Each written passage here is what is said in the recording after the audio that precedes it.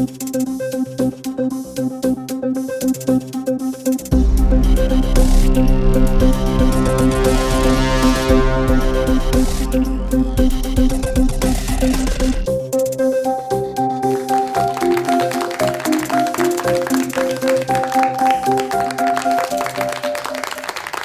morning. In the present times, the buzzword is of hygiene, COVID hygiene, cyber hygiene. In the background of COVID-19, there has been a total restructuring of the systems we live in, our educational systems. The way we work, the way we live, has all gone to the digital platform. It's in this background that c0c0n has come out with its 13th edition, 2020, on a totally virtual platform. Now, many of you will think it's a climb down from the usual grand conferences that we hold. But we need to understand that this conference in the virtual platform has various advantages that makes it truly global. The reach of this conference, apart from being seen by all the delegates attending this conference, is being beamed live on all our social media handles to 4 million people around the globe, which makes it one of the biggest conferences in the history of c0c0n. So this conference is basically a matter of history for us and for you all. Let me take this opportunity to welcome all our friends to this c0c0n 2020. 2020 has been a very different year for all of us. One cyber expert has remarked that 2020 has a virus and we need to reboot it. It's a very important year, a very different year for all of us. Coming back to 2020, in the post-COVID arena, when the dependence on digital resources have increased, we have vulnerabilities developing in cyberspace. We have cyber criminals trying to sell the Statue of Unity. We have people trying to redirect donations to the PM CARES Fund. There has been policy efforts to flatten this cybercrime curve, but it has yielded no results. Security flaws in video conferencing apps like Zoom, etc. has highlighted the importance of cybersecurity, not only in our offices, but in our homes also. Now, cyber criminals operating on the confusion and fear created by COVID have really indulged in a lot of cyber crimes, which has become a challenge not only to individuals, to enterprises, but to law enforcement officers like us also. Riding on the fear and confusion created by COVID, we had cyber criminals coming in with fake websites, stealing data. We had a lot of bank frauds coming in. We had a lot of crimes against women and children, which really affected the society in a very adverse manner. We even had rogue states coming in and attacking the national digital resources, trying to destabilize different countries. We also had attack on healthcare, particularly in the wake when the health department was facing the COVID patients. But all this proved that all our sectors, all our digital resources are under attack. The new ransomware attacks have increased not only in complexity, but also in its nature also. Ransomware was earlier limited to enterprises, but now we have attacks in the homes also. And it has become so complex that even the online backups these cyber criminals are trying to encrypt. It's very clear that cyber crimes is getting more technical, more complex, and the gravity of the crime is manifold increase. We can easily conclude that the complexity and the intensity of cyber crimes has gone up drastically in the last 6 months. Now the question arises, how do we deal with this situation? Are we ready to adapt to this new situation, new challenges? Firstly, we need to secure ourselves. The individual, the enterprise, the government entity, all three need to secure themselves using the various forums, use the various systems available. Secondly, we need to develop a resilience if we are attacked, whether we are ready to bounce back, whether we have the system in place where we can actually counter that attack, whether we can be resilient to that attack and come back bouncing the same way. The third is, of course, whether the law enforcement agency in that particular country has the resources to detect such crimes. Because many a place, we know this crime is a crime without borders, and it's very difficult for a law enforcement agency or the police department to actually crack into these crimes. So we need to put up systems in place where we can actually have the cooperation of different agencies to crack and detect such crimes. In this context, we need to remember another important fact, the factor of costing. Because in the COVID arena and the post-COVID world, we will find that costs are going to be cut not only in the private enterprise, but also in the government. Among all these confusion, there is an opportunity also for all of us. We actually need to pick up a robust cyber system, not only in the government, in the private sector also, which will face and equip us to meet the challenges of the future. Even when COVID becomes a dream, these systems will remain, which will help us in the future digital world. Now, many of you may be wondering that I am painting a very dismal picture of the present climate. What is the most important thing is to remain optimistic. Because what COVID-19 has shown us is the importance of coordination and cooperation. In the present times, the government agencies, the private sector, and the security experts have come together to meet the challenges of the future. And that's why this conference of c0c0n is so very relevant. c0c0n offers a platform where the various stakeholders in cybersecurity come together and we dwell on plans and policies about the cyber world. This year also, we are sure that this conference will ensure that different minds come together, sit together, they look at the various threats that are there in the world right now, and we find out policies and solutions to meet these threats and challenges.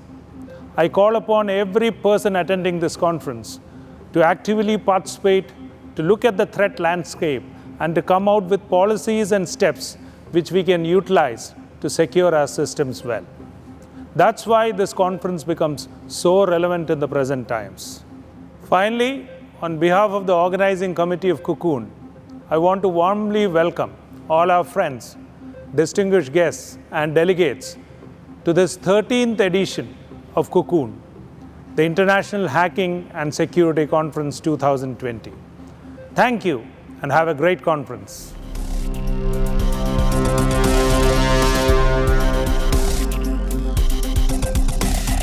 Next, I have great pleasure in introducing to you the person who is the brain behind this conference for the past 5 years. Loknath Behra, the State Police Chief and the Director General of Police, who is the person who has spearheaded the police force also into the digital domain. He is the person responsible to adapt technology so much into policing for better service delivery. It's my great pleasure to invite Sri Loknath Behra to deliver the c0c0n 2020. This being the 13th edition of c0c0n, the Data Privacy and Hacking Conference hosted by Kerala Police year after year, has its own uniqueness in the fact that it is being hosted online for the first time, considering the pandemic situation prevailing all over the world, and also in keeping with the principle that being virtual is the new normal. I am pleased to learn that around 5,000 delegates are attending this conference this time from all over the world, and it is being beamed on the social media to more than 2 million people. The 13th edition of the International Hacking and Security Conference, jointly organized by the Kerala Police, PolSci, Society for Policing of Cyberspace, and ISRA, the Information Security Research Association is being organized in the backdrop of changing times and practices affecting the human beings all over the world. We have a distinguished panel of speakers who will be speaking in this conference. His Excellency HRH Prince Michael D. Yugoslavy, the grandson of King Umberto of Italy and Prince Paul of Yugoslavia, Monaco.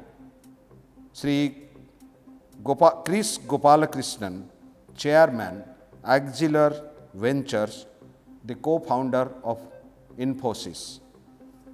Sri Shibulal, again philanthropist and co-founder of Infosys. Dr. Faider Yarokchikin, senior researcher, forward-looking threat research, Trend Micro. Ricardo Ten Kate, CTO, Gyrocopter. Ryan Sersotobitov, senior analyst, McAfee, Advanced Threat Research. Mr. Sunil Varki, MD and Global Head of Cyber Security Assessments and Testing, HSBC. Mr. Amit Dubey, Chief Security Architect, Tech Mahindra.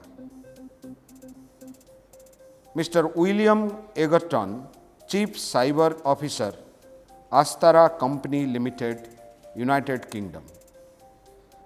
His Excellency Sultan Al Oaisi, Corporate Digital Services Director, Prime Minister's Office, United Arab Emirates. Chloe Mesdaghi, Vice President, Strategy Point 3 Security.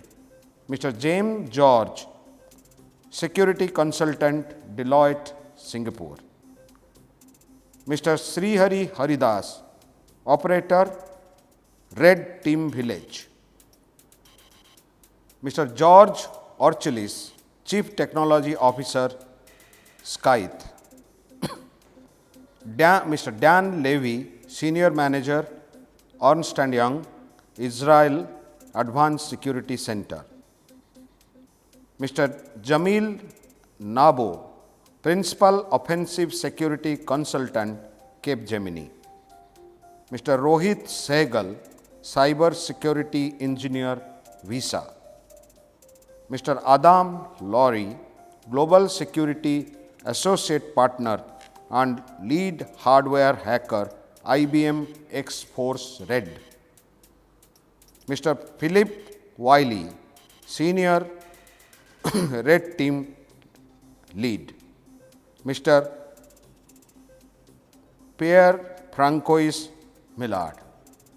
This year's conference is to be unique because we will be discussing about a new IT order, new to information technology order in the world during the ongoing pandemic and post-pandemic situation. With a galaxy of star speakers who are prominent experts, IT practitioners, etc., new ideas will emerge which will benefit the people of the world. Our consistent effort is to make the cyber space safe and secure. c0c0n over the years has delivered in this direction. It will, I am sure and confident, deliver this time. Now, let us go to c0c0n. Jai Hind. Thank you, sir, for that very insightful speech. Now, we are going into a very interesting phase. It's now time for our keynote speakers. Let me introduce you to them.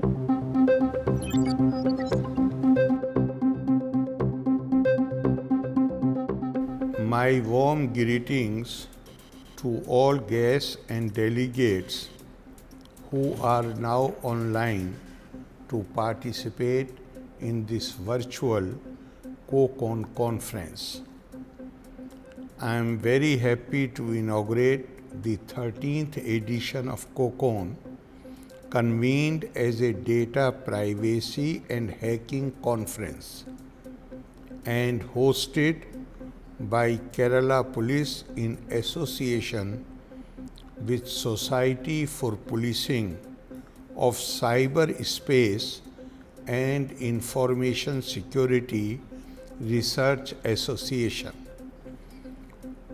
For more than a decade, c0c0n has been a trusted name in the world of data and cyber security.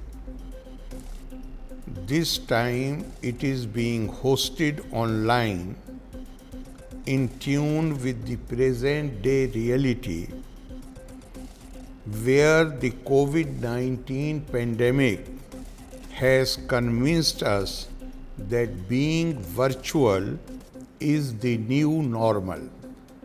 I am glad to learn that around 5,000 delegates are attending this conference from all over the world and that it is being beamed on the social media handles so as to reach more than 2 million people.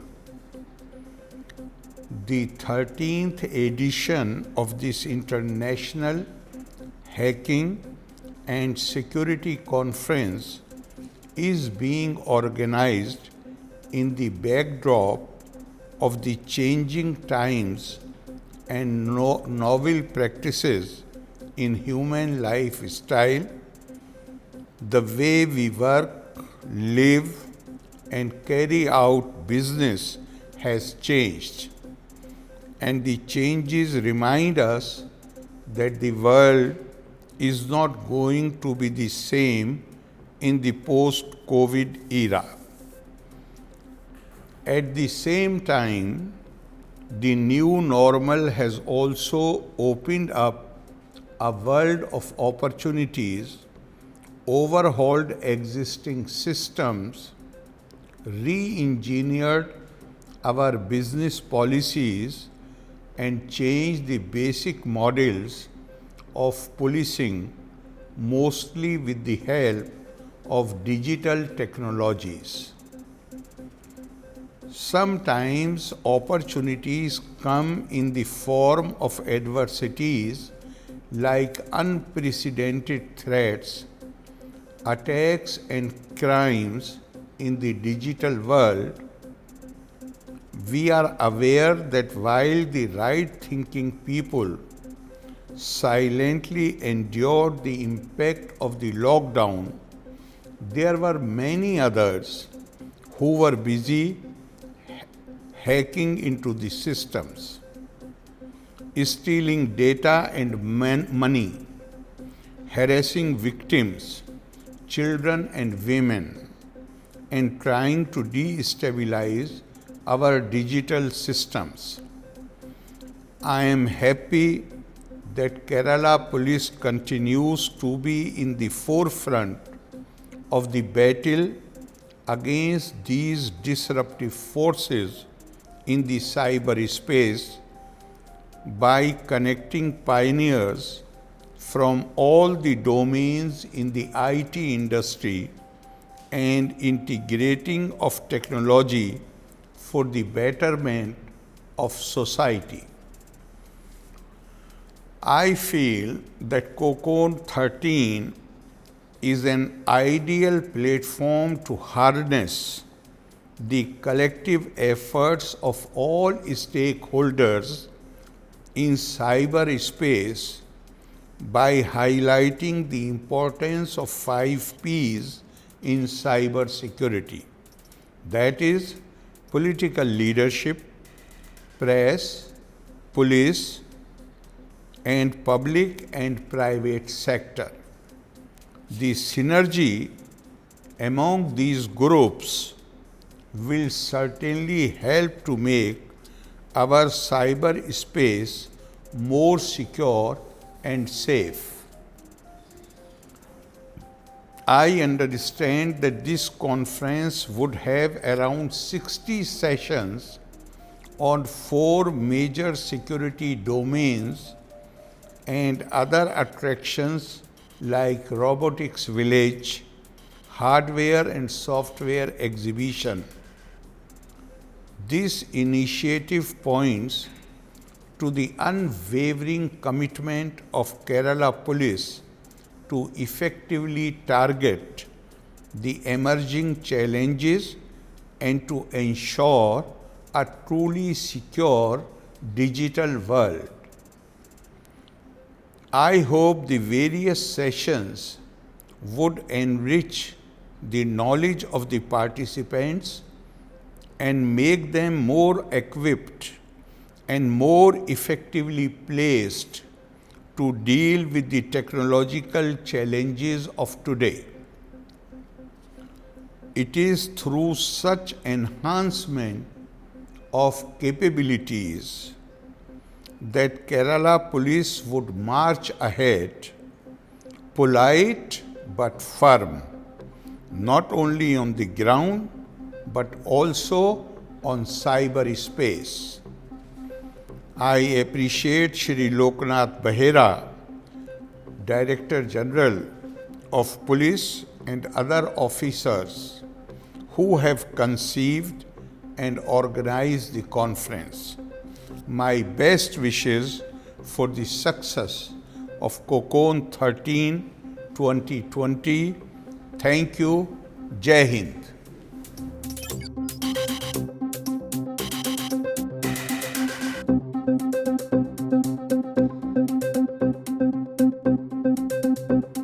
Ladies and gentlemen, dear organizers, it is a great pleasure for me to be able to participate in this virtual conference, which is about security and hacking. I would have been very happy to visit your great country, and I hope I will be able to do that soon and meet with you personally, and that you can show me around. I would like to thank Mr. Loknath Behera, Director General of Police, Mr. Manu Abraham, Additional Director General of Police, the Chief Minister of Kerala State, the conglomerate of government and the industry, led by ISRA, and the Society for Policing of Cyberspace, supported by Kerala Police. Thank you very much. I am Prince Michel of Yugoslavia. I am the grandson of the last King of Italy, King Umberto II.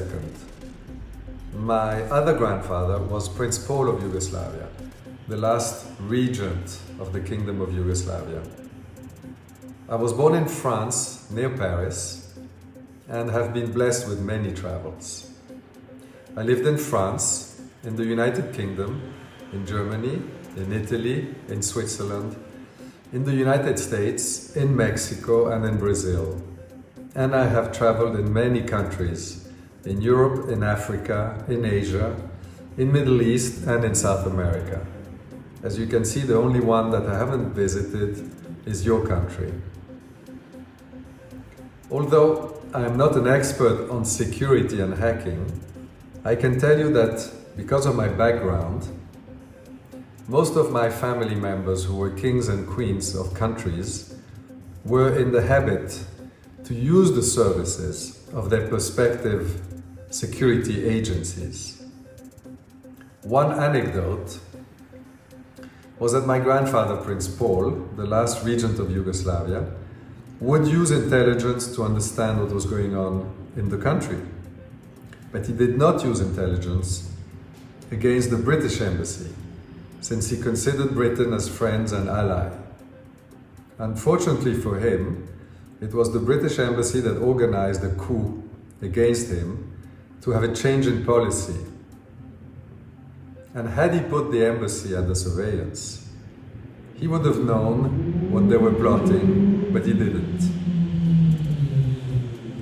This is to show you the importance of intelligence with everyone, no matter what you think will happen or not. my great uncle, King Alexander of Yugoslavia, was warned not to go on an official visit to France in 1934 and also to wear his bulletproof vest. He brushed aside those demands, saying that France was a friendly country and he felt at home there. Sadly, he was assassinated a few hours after his arrival in Marseille, in the south of France. As I said, I'm not an expert, but I'm a user of technology, like many of us here. And although I am from the older generation, which saw the arrival of the computers, I have some knowledge. Not as much as our children, to whom everything looks so easy. As a background, let me tell you that I have been in business for the last 40 years, where I helped my office double its assets under management to over $3 billion. I then moved to Switzerland, where I developed the services of a global business intelligence company, formed by former members of various security services. This is where I got some understanding about intelligence deeper. The world we live in right now is smaller and smaller, and it is full of obstacles. Before COVID-19, it was very easy to travel, and we almost did that too much.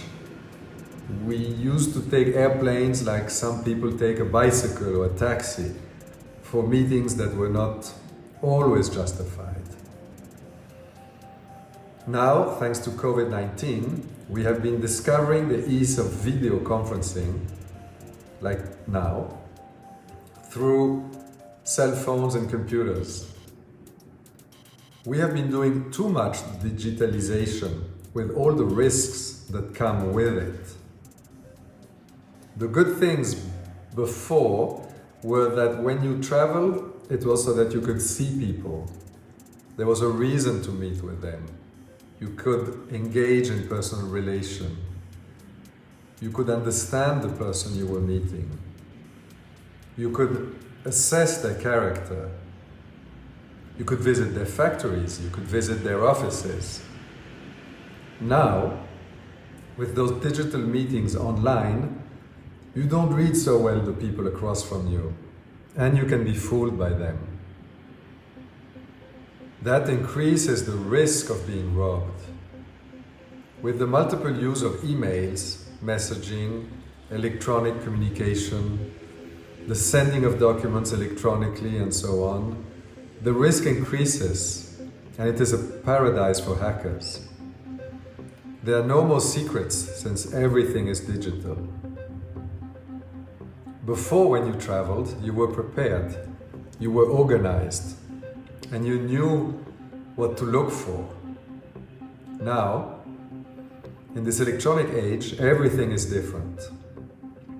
I can give you some examples of hacking where you are with your client online, sending emails, and suddenly you get an email which you think is from them, in which they give you a new banking account.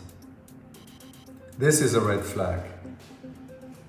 It should raise your attention. But because it is in the flow of the email conversation, you might believe it is for real. And then you will send money to this new account, and many chances are it will be lost unless you react immediately. Digitalization might save a lot of kerosene up in the air. Time for yourselves, or even rediscovering your own country because of travel prohibitions. However, even before COVID, hacking both from private and public institutions was the new frontier sport. You will all agree that this has not been decreasing. Instead, it has boomed up. Getting into competitors' mobile phone, agenda, emails, messaging service, even the one who sells you end-to-end encryption, is more and more widespread. Not to speak about the use of these capacities by states' services. In the meantime, the travel bans and mandatory on-paper quarantines have increased the need of fake documents, authorizations, corruption, logistical services, and so on, without any formal control. The world has become more insecure than it was before COVID and created more discrepancies between the rules and their applications. Example, the massive need of PPE or personal protective equipment goods have also seen the global markets trying to adapt in emergency mode to these new digital standards.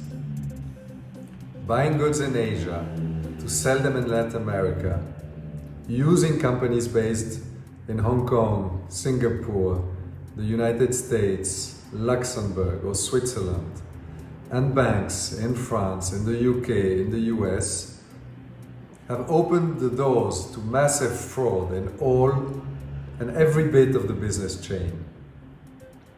Canada, Germany, Italy, Switzerland, just to name some of them, have been tricked with fake PPE deliveries, which are face masks, gloves, gowns or gels. Many companies all over the world have completed massive investments to start PPE production lines, and having the trusted partners in countries like China, Brazil or Canada, not even to guarantee to speak to the right persons. And this does not happen only in China. Some of our partners found that their thermometers manufacturer in Canada was a PO box in an abandoned warehouse in Ontario. You must be careful. Payment conditions are monetized at every stage. Fake LOIs, letters of intent, are sent without any verification because of the emergency and the greed. Fabricated proof of fund letters, POFs, and bank comfort letters, sometimes very sophisticated, are used to secure stocks and productions without paying a cent, and especially without the possibility to have any clue of the end buyer. Let me tell you an example. Last week, a partner of mine received a POF to check for an operation involving billions of face masks. The bank letter, very professionally done, showed the name of the account holder as Jeff Bezos and the available liquidity over $50 billion. But we've seen even funnier ones. One of our clients was dealing with a very reputable company in the US, and they received an LOI, a bank letter, and when they looked at it, everything was fake. The bank they were using did not exist, and the country in which this bank was did not exist either. In this case, they were very lucky because the documents looked perfect, but because the hackers made such a ridiculous presentation where everything was fake, it was easy to spot. But sometimes it is not. Sometimes it is very well done. Most of the time, the chain of brokers, the urgency and the intercultural attitude is benefiting more to the fraudsters and hackers than to the real business of PPE supplying. However, it is the open door to grab emails, phone numbers, do social engineering for hacking, money laundering, fraud, or even political purposes. Anything but selling or buying PPE. And this is growing as all threats are growing in emergency periods. Ladies and gentlemen, I would like to thank you again for listening to me, and I wish you a very happy and productive conference.